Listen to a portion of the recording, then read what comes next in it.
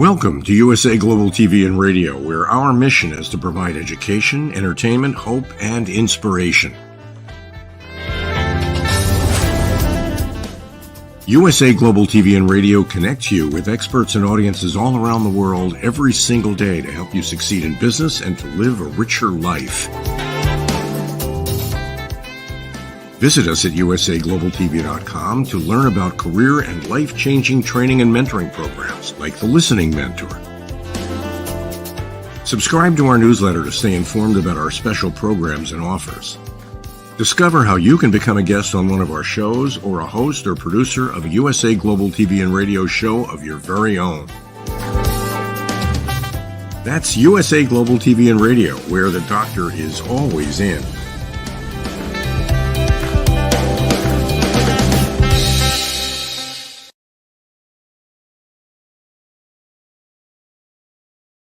Hello, everyone. Thank you so much for joining us. This is USA Global TV and Radio. I'm Dr. Jacalyn Kerbeck, and our show today is the United Kingdom News and Culture, episode 62.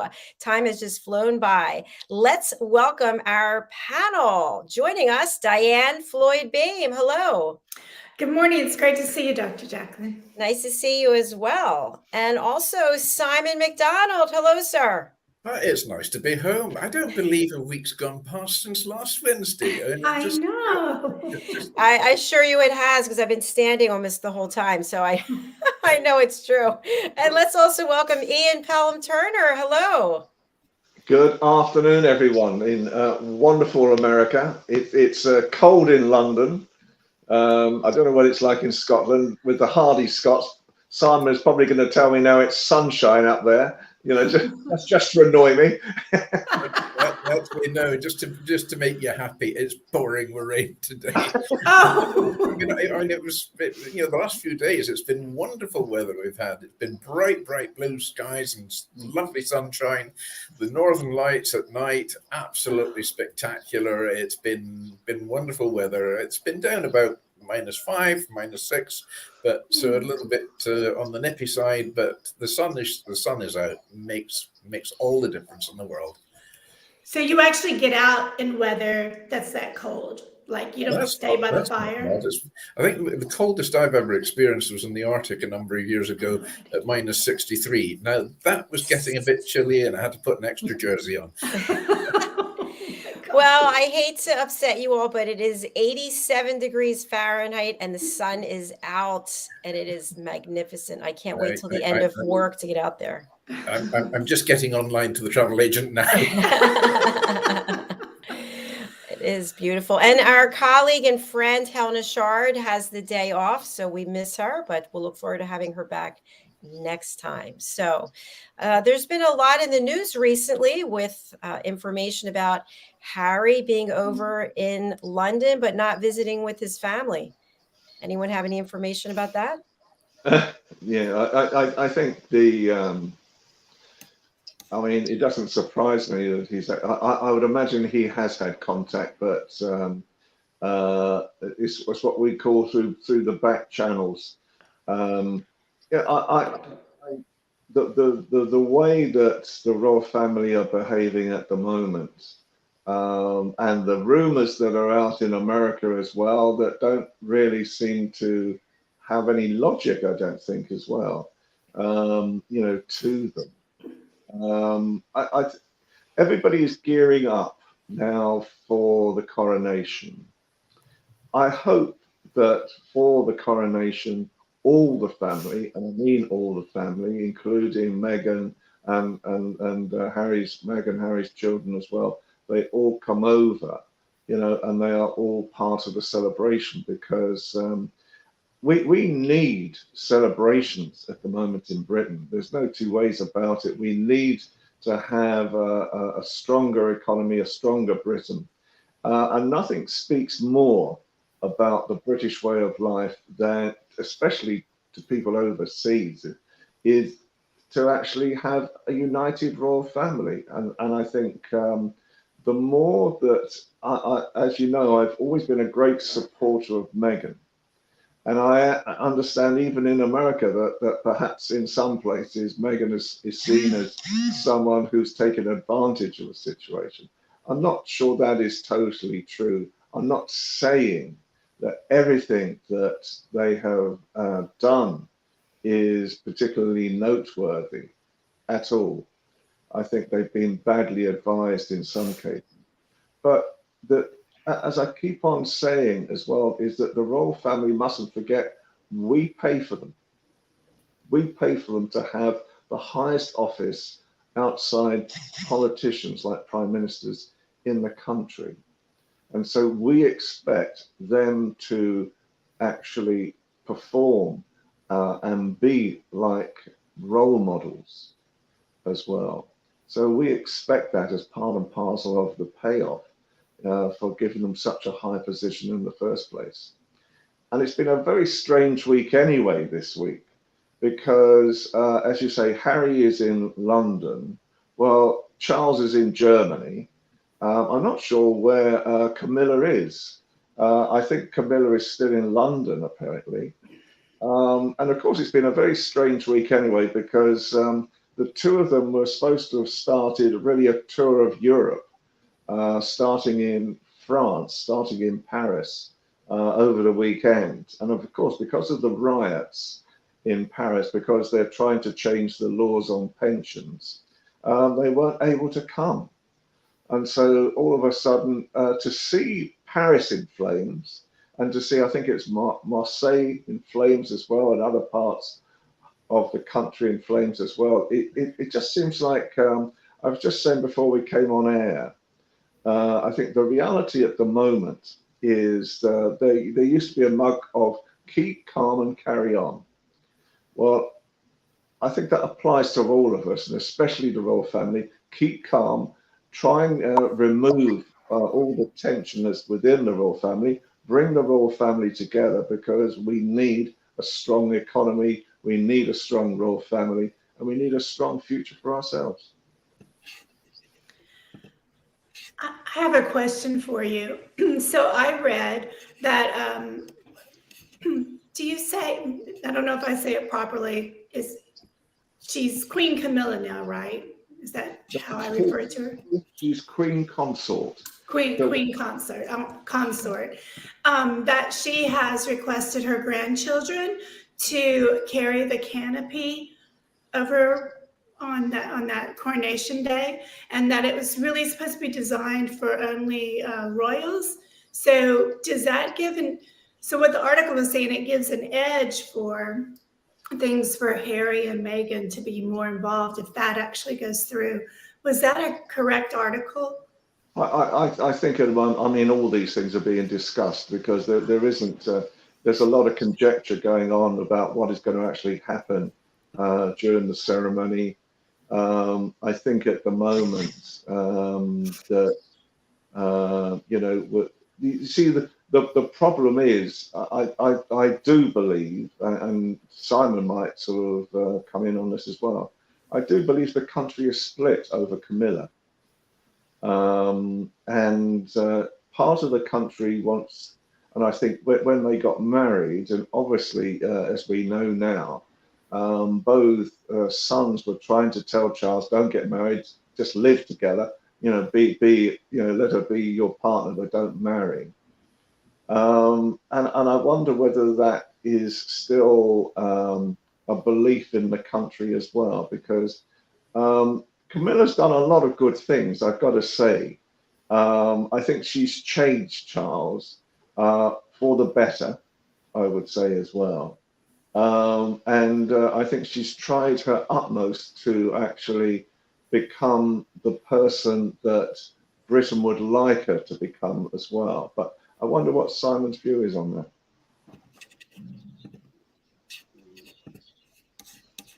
Simon? Oh my gosh. He must have froze. Are you dozing? No, I'm wide awake. But, no, I think the country has warmed a lot towards Camilla. I mean, as you know, Ian pointed out there, corrected you, Diane, that she is Queen Consort as opposed to being Queen. Now, seemingly, Charles is insisting that once they've been coronated, that Camilla is to be known as the Queen. So this is causing a little bit of friction, a little bit of unrest and so on in people's feelings as well, because, well, she's not royal. That's the long and the short of it. But she's done a tremendous job. And Ian rightly says, she has changed Charles. And I think she's made a change for the better there. She's really come out of her shell and, stepped up to the plate and doing a splendid job. I just wish she'd get her dress sense a little bit sorted out now. In particular, those hats that act as a total eclipse to the sun. They're so large and hefty around the brim. But there we go. Maybe she's just practicing because of the weight of the crown. I don't know. Our new hat expert, Mr. Simon MacDonald. Thank you. Simon, on another topic, you've sent in a couple of pictures as well as a video. What would you like to have us talk about today in reference to them? Yes, I had an incredible day at a place called SAMS. It stands for Scottish Association of Marine Science, which is based in Oban, which is just about 35-40 minutes drive north from where I am right now. And SAMS has become really quite a global spearhead into marine research, not just with our own waters, but polar waters as well. And there's just a little video coming up here just now, which just gives a little bit of background about SAMS.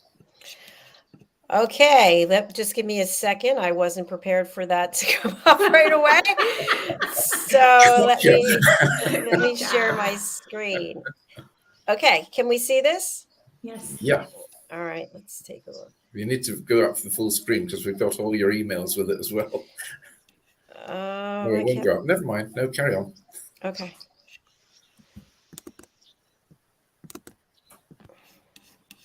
I don't hear anything. Do you? Nope. You probably have to click the sound. There's a little sound button. Culture. No, this You'll find is SAMS working on the. there we go. There you go. Hello. As the director of SAMS, I would like to take this opportunity to tell you what I think makes us so special. Above all, it's our world-class research. From marine plastics to marine protected areas, from the Arctic to aquaculture, you'll find SAMS working on the key issues confronting the marine environment in the 21st century. Importantly, we address our ocean's global challenges by working across disciplines and in close collaboration with international partners. We are a friendly team with a dynamic and responsive can-do attitude. Secondly, it's SAM's reputation, built on a unique heritage that reaches back to the earliest days of modern marine science, while looking forwards through our partnership with the University of the Highlands and Islands, Scotland's newest university. Together, we are training the next generation of marine scientists and developing our region's marine economy. Finally, it's our spectacular location. More than just a hashtag, we really are the university on the beach.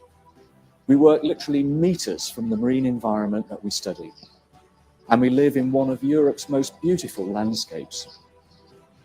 Being in such a special location gives us the opportunity and headspace to think in a different way.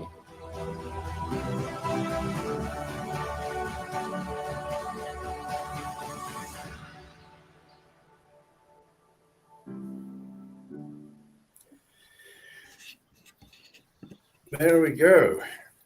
So we are in a very spectacular part of the world, and really quite privileged to have such an incredible institute on the doorstep, right, literally.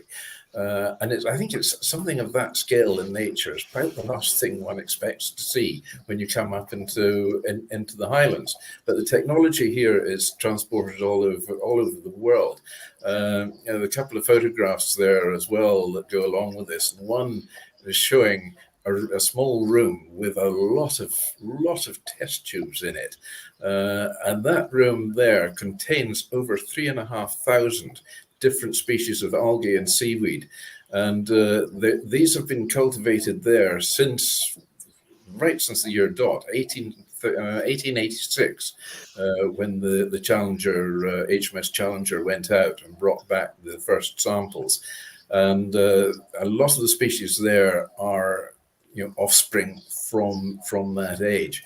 And where there are areas around the world and polar areas where some of these algae and seaweeds are starting to disappear, then they get on the phone to SAMS and say, we have a problem here. SAMS then, from the cultures they've got there, grow more, and then it's sent back out there to be recultivated, reintroduced to the area. So SAMS is really keeping the seas alive on a grand scale. And they do so much research as well into the seabed, and the next photograph will show one of the sea robots which they've got. It looks rather like a torpedo. You find one of those washed up on the beach, I think you'd be running away and calling the police and help and so on in case it blows up. But these things are jam-packed with technology and so on, taking all sorts of measures and readings, water temperatures, the light densities, the sediment on the seabed, and they're capable of taking samples of different marine cores and so extraordinary technology there. It was the most fascinating day. So I'm proud to say I'm living just on the doorstep of somewhere which really has the most amazing global impact, in particular in these days where we're concerned about climate change and disappearing species and warming waters and so on. So extraordinary day out. Oh, that was really fascinating. Yeah, that's exactly what I was thinking, Diane. So can that robot go down? Does it dive as well, or just stay on the surface? No, it goes down. It's been used exploring off the continental shelf into sort of in excess of 2,000 meters of water. So it's a pretty tough thing. They've got about 21 different marine robots based at SAMS as well. And these are taken all over the world. The one in the photograph there has recently been out in Namibia doing some exploration off the coast of Namibia, looking at offshore aquaculture research there. So it's back home now and getting dusted down and dried off and so on, put to bed for a wee while, batteries recharged and what have you. They've got all different shapes and sizes, and these weird sort of, they look like big sea spiders almost, work remotely and so on to go and explore and take samples off the seabed as well. It's like something out of a James Bond set when you go there. It really is. It's quite remarkable.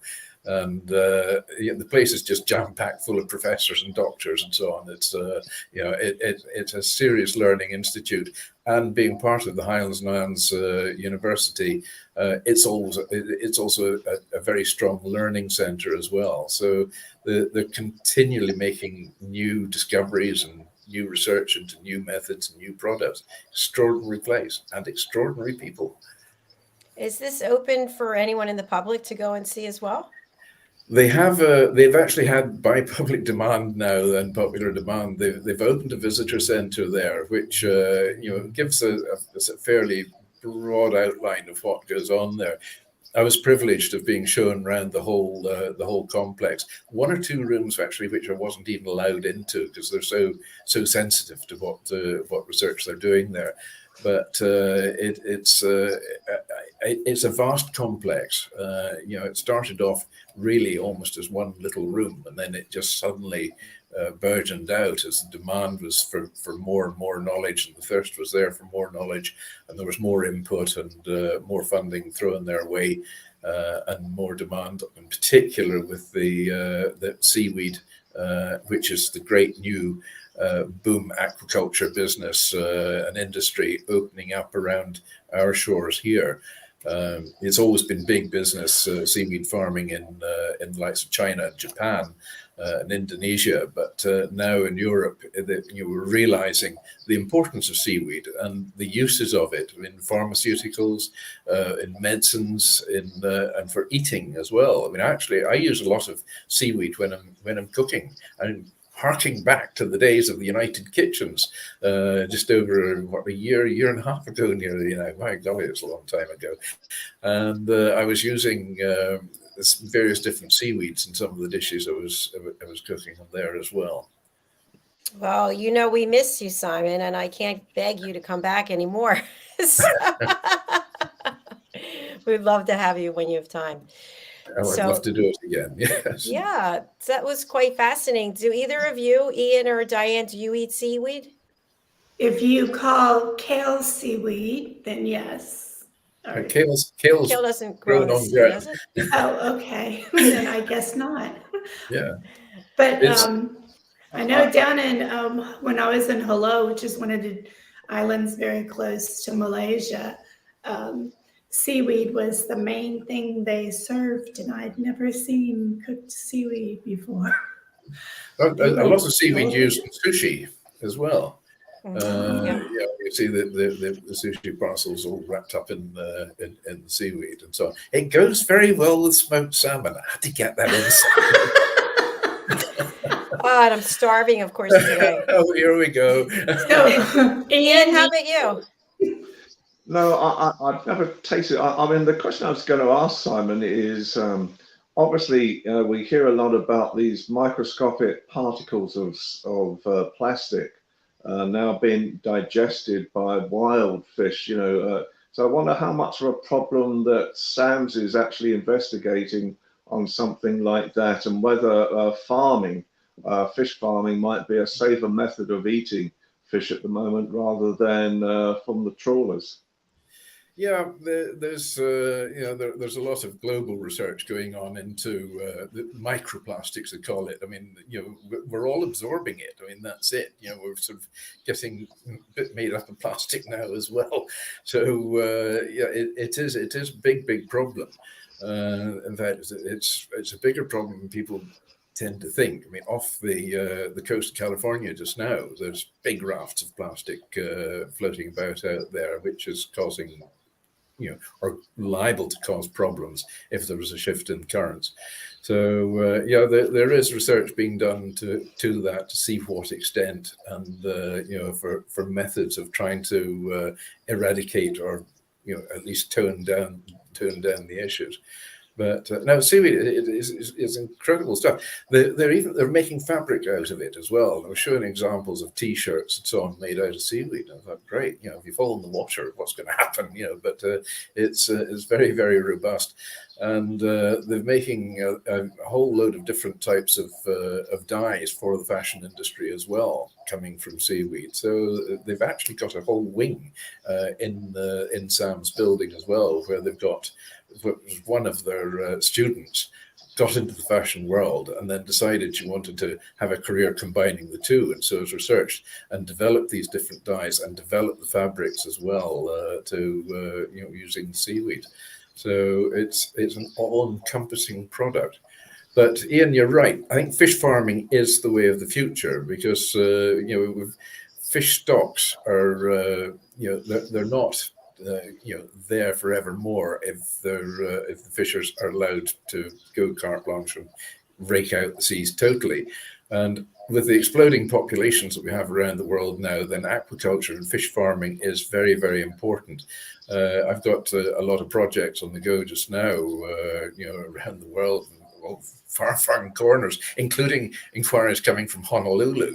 I believe there's actually somebody watching today from there as well. So hello, Honolulu, or hello, aloha, is it? Yes. And so I'm looking at adding value to aquaculture projects, and there are salmon farms now producing Atlantic salmon literally all over the world and being done onshore. It's called a water recirculation system they're using, and they can they can adjust the salinity of the water to suit themselves with the correct temperature and the right amount of light and so on to optimize the growth and the rearing conditions for our Atlantic salmon. And I know of salmon farms now onshore in Bahrain. There's a new one being built in South Africa. There's another big one in Florida, and another new one being built in Maine. Plus, we've got this development going on in Honolulu as well, and there's a massive one being built in Sweden, about 30 miles from the shore. So it's and I mean 30 miles inland from the shore, and they're going to be rearing about 22,000 tons of salmon a year from that farm. So it's agriculture is the way to feed the world, and you can control the issues over disease and so on as well doing that way, and it's pollution free. There's the future. Would fish locks be a safe method as well? Because obviously, by the sound of it, that could become an even larger growth industry for Scotland. It is fish farming, but would Scottish locks, do they farm in Scottish locks as well? On the west coast of Scotland, you'll find just about every sea loch has at least one salmon farm in it now. And I mean, farmed salmon is the UK's biggest food export. And the farming of salmon is virtually entirely done on the west coast, the Western Isles, Orkney and Shetland as well. So it's a huge industry, and employs a heck of a lot of people, not just in the rearing of the fish, but also in the processing factories as well, and all the ancillary trades for building the cages that the salmon are kept in, and the net makers and so on like that. So it's a massive industry now. That's truly fascinating. And I'm really glad you shared that because I wasn't aware of it. A question that I have, Simon, is I read recently that on the New Jersey shore in the US, where I'll be going in a couple of months, 6 whales were washed up. And this was somehow related to wind energy, wind farming. Are you familiar with any of this? How it affects the sea? Yeah. Well, off the east coast, northeast coast of Scotland and around Shetland in particular, we've got a lot of offshore wind farms.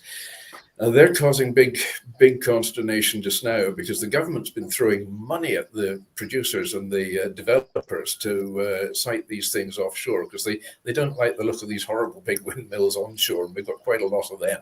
So they want to back them all offshore now. And they've been going out there and just been throwing these things in the water. There's 19,000 new wind turbines scheduled for the North Sea in the next 5 years. That's a lot of wind turbines, and these things are enormous. They stand about 300 meters or yards in height, and they take a lot of space. And the electricity they're generating, of course, has to be brought ashore, and that's where the big problems start because the cables coming ashore. They've discovered now they're producing an electromagnetic field, which is interfering with the fish and the shellfish all around them. Our brown crabs in the UK migrate round our shoreline in an anti-clockwise direction, but when they get to one of these cables coming ashore, they stop. And they just seem to be mesmerized about it. I don't know, it's getting high on it. Hey man, electric magnetic field here, let's have a party. But there's also been abnormalities in lobster and prawns, and even in juvenile haddock as well. There's abnormalities in the growth of them. And this has all been put down to these electromagnetic fields, which is a big worry. Other big worry as well, they're producing all this massive amount of power offshore, bringing it onshore, and our grid system can't cope with it. It's just impossible to cope with the amount of power that's being brought ashore. So it's just wasted. So I think they should go back to the drawing board and have a cup of coffee and think this one out again. They really should, and at least get some scientific evidence in behind it as well to work out just exactly how they can cope with these problems that's being caused. Now, the electromagnetic fields will more than likely be a cause to affect the navigational system that cetaceans or whales and dolphins and porpoises have, because there are more and more cases of strandings of whales around the world now as well. Not just where you're going, but certainly there's been more cases here, in particular on the east coast as well, where the bulk of these cables are coming ashore. Thank you for sharing that. I'm wondering, just as a follow-up question for people who don't know, that would be me. Are these wind turbines actually in the ocean, or they're on the ground and they're in the ocean? We've got wind farms ashore, lots of them, but the ones that are at sea, there's two different methods of them. For this shallower water, the North Sea is relatively shallow, and these are built in great piles, which are, the pilings go into the seabed, so they're anchored there as a permanent fixture. And then we have floating ones as well, which have enormous great moorings and so on to stop them from blowing away. And the platform they're on is mind-boggling in the size of it and the structure of it as well. So otherwise, a big puff of wind would blow the whole thing over. So they've got to be very substantially built. But we can't have these things sort of suddenly breaking their moorings and running off amok around the countryside. That's just not going to be allowed to happen. Can I ask as well, what about wave energy, Simon? That's another future, isn't it, for ecosystems? Well, there's so many different things. I mean, the one I feel that they're missing a trick, because it doesn't blow a wind every day. You get days when there's no wind. In the last 10 days here, it's been beautiful. Bright sunshine, Ian, we don't live in the doldrums down south. We get sunshine here, but hasn't been a lot of wind with it. So, these wind turbines don't really become terribly effective then. Solar panels is the same thing. The sun doesn't shine any day and every day, although we do have panels now which will react with daylight as opposed to just sunlight. So they're making a difference. Technology is moving forward. Wave energy, again, you get a lot of calm days, but then it can blow hard, and then the waves will kick up. But the one trick which they've missed is tidal power. There have been sort of attempts at it here and there, but nothing like the concentration that's been put into wind. But the tide is a constant, because it's in and out twice a day. It's there. It's all the time. So when the tide comes in, the turbines will turn, and as the tide goes out, the turbines will continue turning. So I don't see the problem. And they're out of sight a bit as well. And they've got turbines developed which don't suck in fish and seals and whales and porpoises as they go by. They've got these things pretty well refined, but just not enough of them. Will we be able to tell the difference or taste the difference from fish that are homegrown, so to speak, in a facility as opposed to in the ocean? Yeah, well, salmon now, I mean, 99% of the salmon that you buy in the shops now is farmed. Very difficult to get wild salmon. In Canada and North America, there's a lot of wild salmon still on the go there. But in the UK, I mean, Scotland in particular, where our rivers were famous for wild salmon, the stocks of those have really depleted to almost a critical level. So the people who are spending sort of $2,000 a day to come and fish in one of our rivers, if they catch a salmon, they've got to let it go again. They can't keep it; it's got to be released. So the wild salmon now, it's all catch and release, none are kept for the table. So the only salmon you can buy in the UK and in Europe now is farmed salmon, and that's really becoming the norm for the States. I was reading up today about this land-based fish farm that's going to rear salmon, and they're building in Florida, and that they are anticipating by the year 2031 should be providing almost 40% of the salmon eaten in America. So that's quite a mind-boggling amount of salmon. So that's the scale of it. Wow. That's the way. So does that mean that it reflects in a higher price? No, prices of salmon just now are going up, and it's a global thing that they are going up, and that's been related because of price of feedstuffs, price of transportation because of fuel costs and so on like that, has put the price of salmon up, and wage bills continually go up as well. The economy on a global basis just now is not looking terribly healthy. So all food prices, everything's going up. Food in the UK has gone up by 17.5% here. And yet they try and tell us that inflation's only 10.1%. So there's a bit of a fudging of figures, shall we say, going on there. The salmon prices, if you could buy wild salmon here, you would be paying maybe $60 for a pound, as opposed to a fraction of that for farm salmon, because it's so readily available. Salmon's now about the cheapest fish you can buy. What about catfish? And it's so good for you as well. What about catfish, Simon?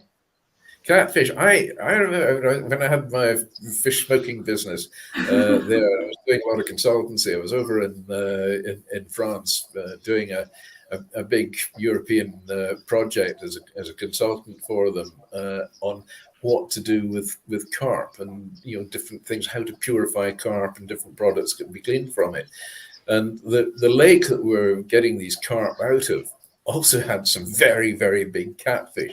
So I said, right, come on, let's have a look at these. And we took some of the catfish out and managed to purify it in a raceway system, which is basically it's fresh running water that's going through these tanks at quite a rate, and so it literally flushes out all the earthiness from the flavor you get in the carp, and it also worked the same with the catfish. And you finished up with this beautiful white, almost semi-translucent flesh out of it, and to cook with, it was delicious. There was a sweetness to it. It was really, really nice. Nutritionally as well, the tests were done on it, and it's pretty good stuff. But it's an ugly, ugly looking brood. That's so true. I've always been a big fan of catfish. People would say it's a bottom dweller. How can you eat that? So, Ian, are you a big fish eater? No. I'm virtually vegetarian. Oh, it's only because you can't get the smoked salmon. Yes, I'm glad you used the word embargo on it. I do try to keep the smoked salmon industry going. So I think for me, it's coming up to my birthday soon, and every birthday I think I've got to get more healthy. So I listen to Dr. Jacalyn and all the things that she does as well. I do listen, in actual fact, and I think it is important because so much is going on right now in everybody's lives. And so I was thinking the other day, what's the thing that I can actually do for myself right now that will create a more positive effect for me? And so what I'm trying to do now, doesn't work all the time, but what I'm trying to do now is eat more healthily when I can. And I get it before Simon jumps in that fish is very healthy. I understand all of that at the same time, but a lot of what I eat now are vegetables, and that's really more of I have several vegan friends. In fact, one of my vegan friends just before the show started knocked on the door and has cooked me a meal tonight, which is very kind of her as well. So well done, Preet and Christian, for that. And so I think with food especially, I tend to have fads. But how about all the rest of you? We are going to have to be very brief in what we're eating because we have to close out. We can always pick it up later for sure. I know. For people just tuning, they're like, oh, they're talking about food again. Food again. Let's go around as we always do. And Diane, if you want to talk about food, whatever you want to leave people with as we close out the show today. Well, I've totally enjoyed learning from both of you guys what's going on in your side of the world, and I really appreciate you. And it's fascinating to hear everything that you shared with us, Simon. And I look forward, Ian, to you sharing more with us, understanding on this side of the pond what's going on with the royals and in your country. And I think both of y'all have a lot going on in Parliament as well. And so I just want to say, carry on. Yeah. Thank you, Diane. Over to you, Ian. Yeah, I think Diane is right. It's keep calm and carry on. One of the projects that I'm just about to work with Helena is there's going to be a presentation box, 10,000 of them actually going to be made to fundraise for the Prince's Trust. Included in the box will be a book containing over 200 photographs of the royal family, which I've been involved in before. These photographs were found in the attic of a building, and to this day, nobody knows how they were taken, who took them, and dare I say it, was the photographer in actual fact an intelligence officer hiding as a royal photographer. Wow. Fascinating. Sounds like a good movie. Yeah, that is interesting. Absolutely. Thank you. And Simon, how about you? Well, it's another day, another dollar, another week goes by, and so on. And we've, been great fun today as well. And I hope we've learned a thing or two about, about where our food comes from as well. And fish is so good for you. But for my parting shot today is, if you think you're too small to be effective, you've never been in a darkened room with a single mosquito. I love it. That's Brilliant. fantastic. Thank you. All right. Thank you, everyone. Our next show is coming up. I'm Spiritual Butt, and we look forward to having you join us for that. So please, wherever you're watching this show, just stay there. We'll be back shortly. Thank you again. Thanks for being here. I look forward to seeing you next week. And Diane, I'll see you tomorrow. Yes, you will. Bye, everybody. Bye, everyone. Bye, everyone. Bye.